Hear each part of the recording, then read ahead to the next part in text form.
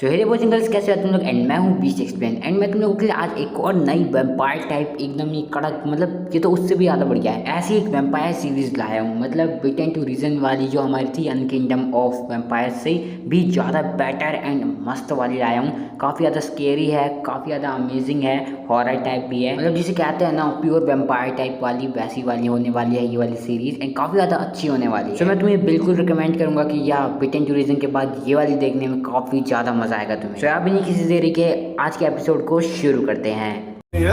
Take a number. I was lightning before the thunder.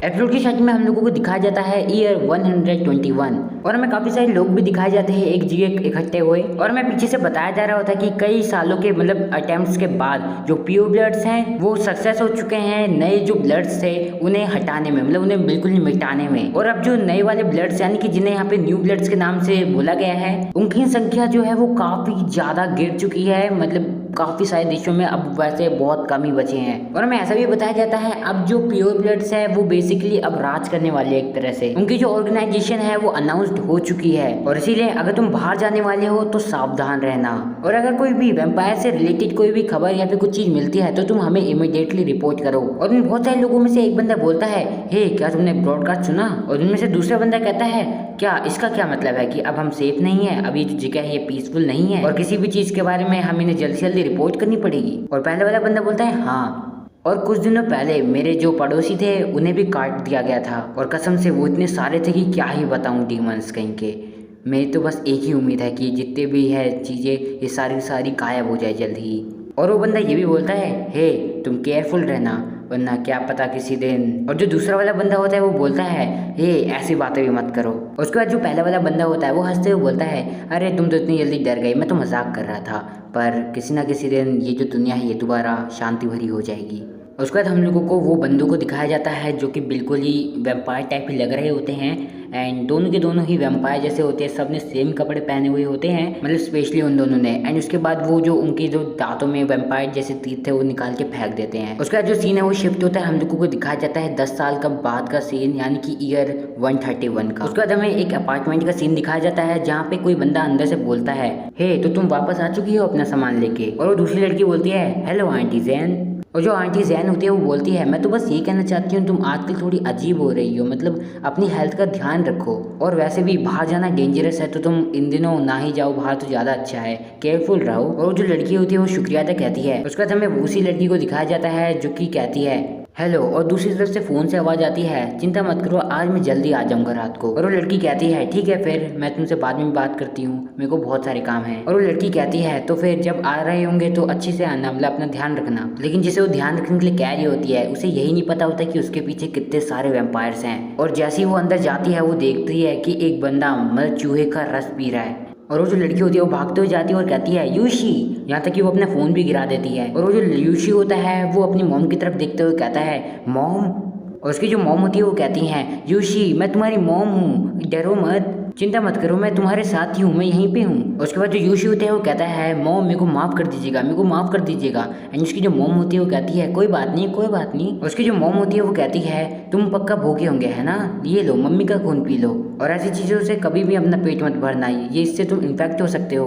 और जो यूशी होता है वो कहता है, नहीं मॉम ये काफ़ी नहीं है, नहीं मॉम ये काफ़ी नहीं होगा, प्लीज़ मेरे को मार दो जल्दी मॉम। एंड सही बताऊँ तो यूशी जो है वो पूरी तरह से दरिंदा बन चुका है, बिल्कुल ही टोटली वैम्पायर। और यूशी भी इस बात को जानता है एंड वो भी अपनी मॉम को मना कर रहा होता है, कहता है कि उसे मार दिया जाए। उसकी जो मॉम होती है वो कहती है, चिंता मत करो मैं हार नहीं मानूंगी, मेरे पास अभी भी है खून। उसकी मॉम कहती है, देखो मेरे पास अभी भी ब्लड है, बचा हुआ है। और यूशी के भी आंखों में आंसू आ जाता है इस चीज को देख के। उसके बाद जो यूशी के डैड हो जाते हैं वो आ जाते हैं घर पे वापस काफी सारी फालतू की बात करके। एंड जो यूशी है वो मतलब बहुत ही दरिंदे तरीके से खा रहा होता है। एंड यूशी जो है वो अपनी एक बाइट लेता है, मतलब बहुत ज्यादा खतरनाक तरीके से खा रहा होता है। एंड उसकी जो डैड होते हैं जैसे वो अंदर आने वाले होते हैं वो देखते हैं कि उसकी जो वाइफ है उसने तो दरवाजा खुला छोड़ रखा है। मेरे ख्याल से वो सच में बहुत ज्यादा थक चुकी है इन दिनों, मुझे उसके साथ समय बिताना चाहिए। और उसके बाद यूशी की डैड की जो नज़र है वो ऊपर की तरफ पड़ती है, जहाँ पे उसे बहुत सारे ही कंकाल कह रहा हूँ मतलब जो बैट्स होते हैं वो देखने के लिए मिलते हैं। और इतने सारे बैट्स को देख के जो यूशी के डैड होते हैं काफी ज्यादा हैरान होते हैं और कहते हैं कि आखिर ये यहाँ पे कैसे आ गए हैं, मतलब ये 14th फ्लोर है यार। उसके बाद यूशी के डैड समझ जाते हैं कि यहाँ पे पक्का कुछ ना कुछ तो गड़बड़ है, वो सीधे अंदर की तरफ भागते हुए जाते हैं।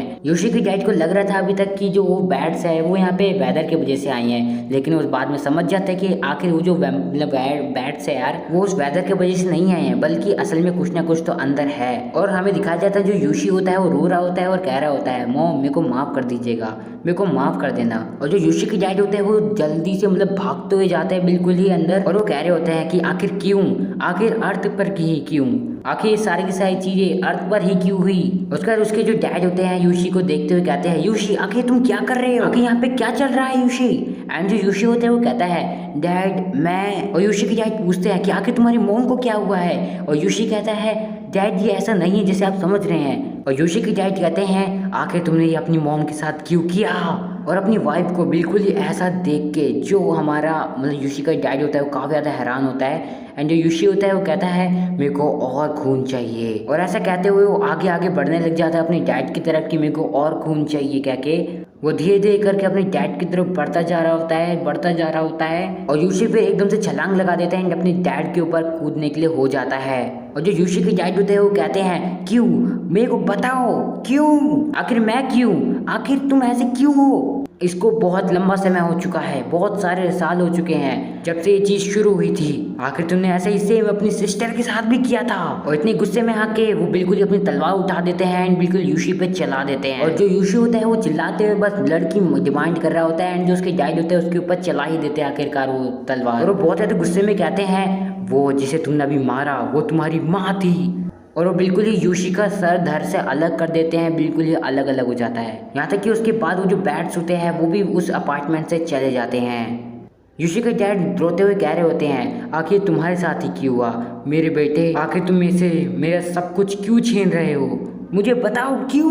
उसके बाद जो यूशी के डैड होते हैं वो अपनी वाइफ को गले लगा देते और कहते हैं मेरे को माफ करना मैं लेट हो गया। और साथ ही साथ हमें दिखाया जाता है जो यूशी होता है वो दोबारा जाग जाता है, उसका आधा कटा सिर अभी भी जगा हुआ है। और यहीं पे हमारा जो एपिसोड होता है वो खत्म हो जाता है एंड हमें कुछ समरीज टाइप चीज दिखाई जाती है जिसे तुम्हें पढ़ना है तो तुम पढ़ सकते हो, ऑफकोर्स कोई भी ज्यादा दिक्कत है ही नहीं। उसके बाद एपिसोड नंबर 2 की स्टार्टिंग में हम लोगों को दिखाया जाता है और हमें ब्रॉडकास्ट की मदद से बताया जा रहा होता है जितने भी लोग 14 फ्लोर पे हैं प्लीज जल्द से जल्दी नीचे की तरफ आ जाए, पुलिस को आपसे कुछ इन्वेस्टिगेट करना है। उसके बाद उस बिल्डिंग के अंदर से कुछ लोग कहते हैं आखिर यहाँ पे क्या चल रहा है, क्या कोई मर गया है।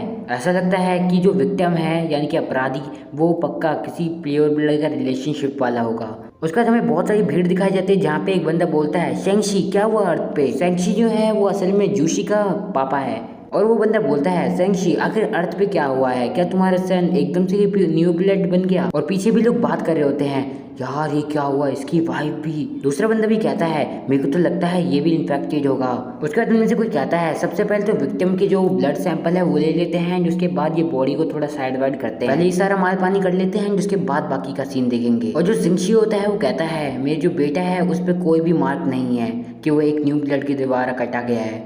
उसके बाद काफ़ी सारे लोग पूछते हैं जिंगशी से कि जिंगशी क्या यूशी ने एकदम से मतलब न्यू ब्लड का खून पी लिया था और तुम्हें बताया भी नहीं था। और वो बताते हैं कि जो न्यू ब्लड्स होते हैं वो मतलब इम्पैक्ट कर सकते हैं ह्यूमंस को। वो जो न्यू ब्लड्स होते हैं वो ट्रांसफ्यूजन की मदद से जो अपना खून होता है वो ह्यूमन की बॉडीज में डाल देते हैं। और क्योंकि यूशी के पास ऐसा कोई भी बाइट का निशान नहीं है तो हम इसे मतलब अच्छी तरह से कह भी नहीं सकते हैं कुछ। यहाँ तक कि वो लोग कहते भी है हे ध्यान से उसकी मुंडी को थोड़ा ध्यान से रखो। उसके बाद जो सिंशी होता है वो कहता है क्या ऐसा भी हो सकता है, पर मैंने तो कभी नोटिस ही नहीं किया कुछ यूशी के साथ अलग होता हुआ या फिर कुछ अजीब सा।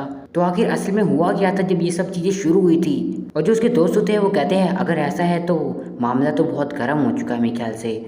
सो या that's all for today and मैं जानता हूँ यार आज की वीडियो जो है वो थोड़ी बड़ी मैंने करी है स्पेशली, बट इतनी भी बड़ी नहीं है मैं जानता हूँ। बट अगर ये वाली तुम्हें वेब सीरीज़ काफ़ी ज़्यादा पसंद आई या फिर थोड़ी बहुत भी आई है या फिर मज़ेदार लगी है भाई लोग तो तुम्हें पता है वीडियो लाइक करना है, चैनल को सब्सक्राइब करना है एंड बस मेरे जो व्यूअर्स हैं वो बस व्यूज़ बांटते रहे एंड मेरे को खुश करते रहे ऑफ कोर्स। एंड 9 बजने वाले हैं तो मेरे को वीडियो अपलोड भी करनी है ताकि तुम लोग इन्जॉय कर सकते हो इस वीडियो को एंड मेरे को बाकी अपना स्कूल का वर्क भी देखना है एंड बाकी सारी चीज़ें भी हैं। तो या that's all for today and बाकी मैं तुमसे इसके अगले एपिसोड में नहीं देखो, इसका अभी एपिसोड 2 भी बचा है आधा, तो उसे भी हम लोग लेंगे अगले एपिसोड में, एंड प्लस में एपिसोड नंबर 3 को। सो या दैट्स इट। बाकी मैं मिलता हूँ अगली वीडियो में। Until then peace out. अरे हाँ, एक चीज़ बताना भूल गया तुम लोगों को, मैं बताना भूल गया कि यार इंस्टाग्राम पे आ जाओ, वहाँ पे तुम्हें पता है मेरी आईडी क्या है, बीस्ट एक्सप्लेन है, आ जाओ फॉलो कर लो। एंड तुम्हारे भाई की जल्द से जल्दी 500 फॉलोवर तो करा ही दो यार, इतनी बड़ी आर्मी है हमारी। 8 के होने वाले हैं तो ऑफकोर्स इतना तो तुम कर ही सकते हो। सो या अंटिल देन पीस आउट।